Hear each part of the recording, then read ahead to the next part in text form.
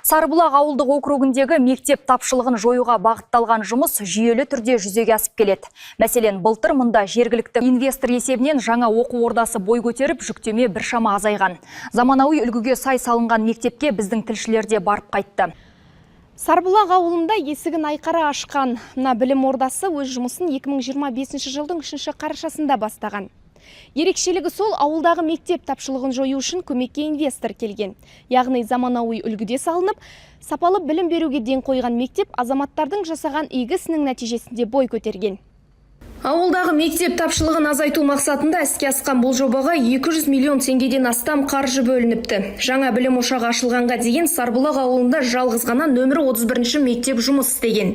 Жобалық сыйымдылығы 600 орын болғанымен, онда былтырға дейін 1100-ге жуық оқушы білім алып, сабақ 2 ауысымда өтіп келді. Тіпті кей жылдары 1-ші сыныпқа 5 параллель сынып қабылданған. Ал жаңа бастауыш мектеп ашылғанда жүктеме едәуір азайыпты. Мәселен, биыл шамамен 300 оқушы жаңа білім ордасына ауыстырылмақ. Енді бұл мектептің өзінің төлқұжаты бойынша сыйымдылығы 300 оқушы. 25-ші жылы өткен жылы бірінші потокты алды жаңа оқушылар. Ол жерде енді былтырғы оқушылар саны 130-140 төңірегі болды. Бүгінде білім ордасында 15 оқу кабинеті, асхана, кітапхана және спорт пен акт залы жұмыс істейді.